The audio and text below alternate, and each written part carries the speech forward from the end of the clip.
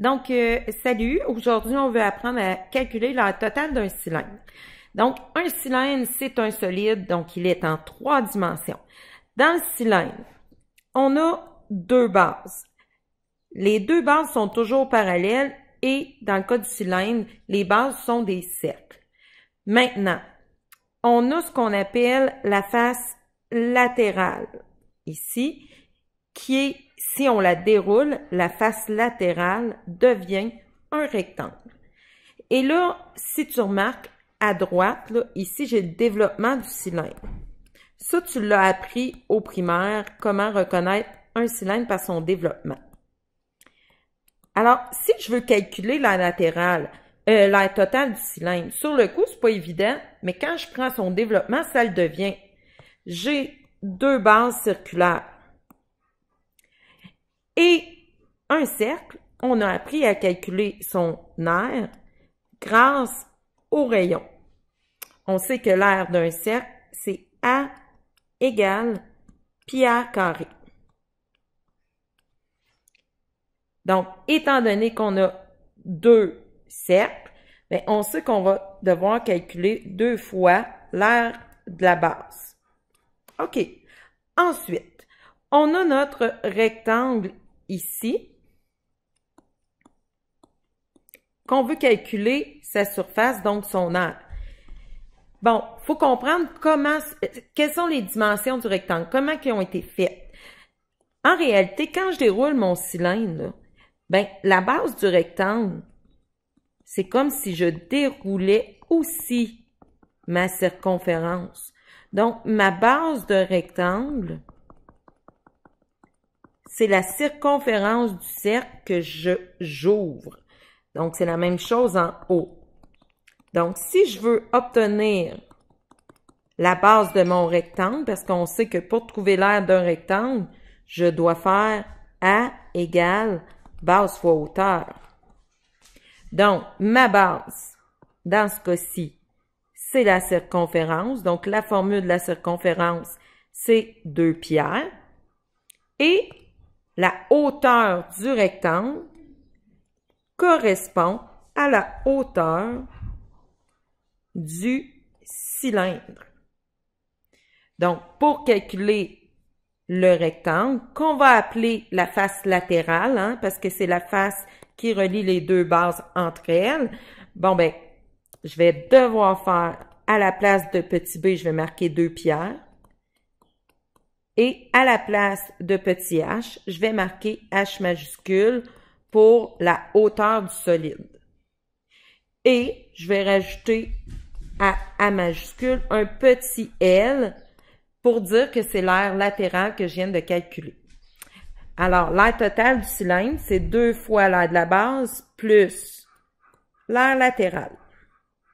Et ça me donne son aire totale. Donc là, tu vas avoir quelques formules à aller inscrire sur ton aire de mémoire, c'est-à-dire que l'aire de la base dans un cylindre, c'est pi r carré. Et l'aire latérale dans un cylindre, c'est 2 pi r fois h. Ouh, c'est pas ça du tout que je veux faire. On veut le surligneur. Donc, ça va être 3 formules vis-à-vis le cylindre à aller ajouter. Là, on va faire des démarches claires. On va faire un exemple de problème, d'un petit exercice. Alors, on est à l'atelier 7 du chapitre 7. Le numéro 2 détermine l'aire totale des cylindres ci-dessous.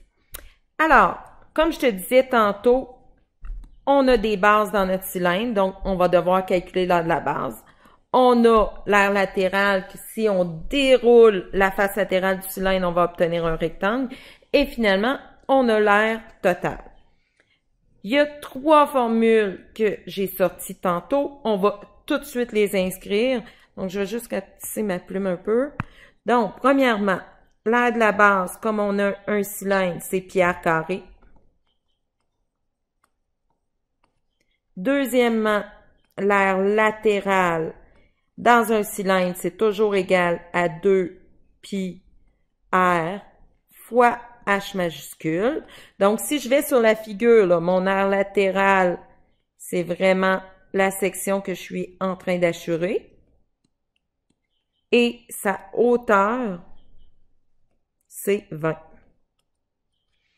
Maintenant, l'aire totale, c'est AT est égal à 2 fois l'aire de la base plus l'aire latérale.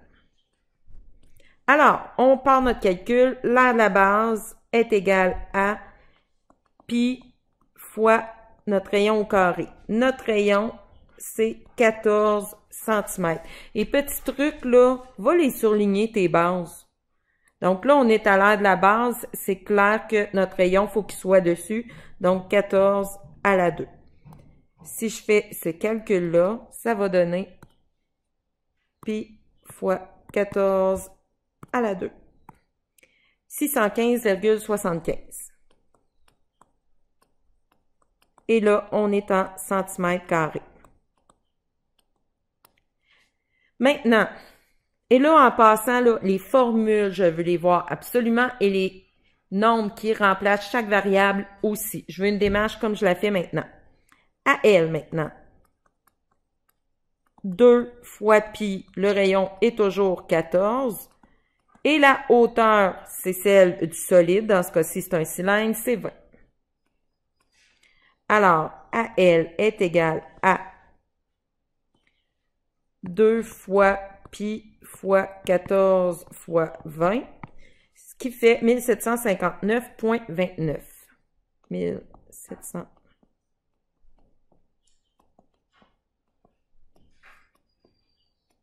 On est toujours en centimètres carrés. Et finalement, l'aire totale, mais tu vois qu'un coup que tu as tout marqué tes formules, c'est rapide de trouver les bonnes réponses. Donc, c'est pas à négliger, on veut les voir. 2 fois l'aire de la base, on a dit que c'était 615,75. Plus l'aire latérale, c'est 1759,29.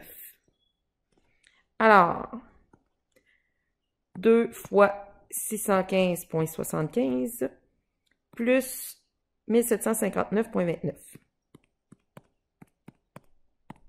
2990,69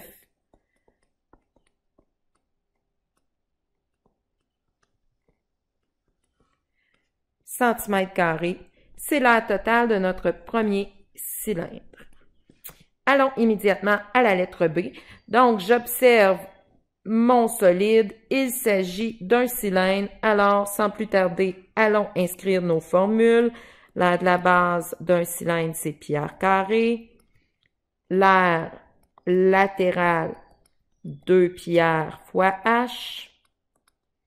Et finalement, l'aire totale, c'est 2 fois l'aire de la base, puisqu'il y a 2 bases sur un cylindre, plus l'aire latérale.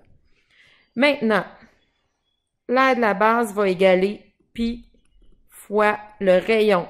Dans ce cas-ci, ce n'est pas le rayon que je te donne, c'est le diamètre. Donc, ton rayon va égaler à 8 mètres. Alors, pi fois 8 à la 2 va donner pi fois 8 à la 2 égale 201,06. Et là, on est en mètres carrés. On s'en va tout de suite à notre aire latérale.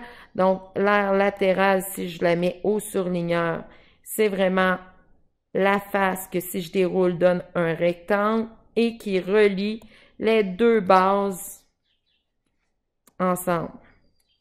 Alors, l'aire latérale, c'est 2 pi fois le rayon 8 fois la hauteur. La hauteur, elle est ici, elle est perpendiculaire aux bases, donc c'est 14. Donc, 2 fois pi fois 8 fois 14, ça me donne 703,72.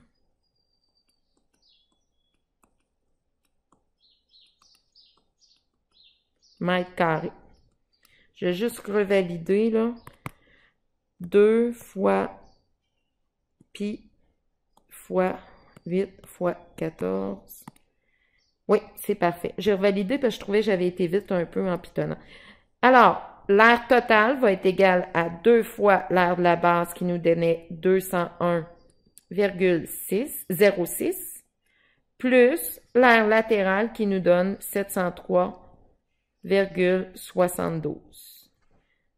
Je fais mon calcul final. 2 fois 201,06 plus 703,72. Ça me donne 1105,84.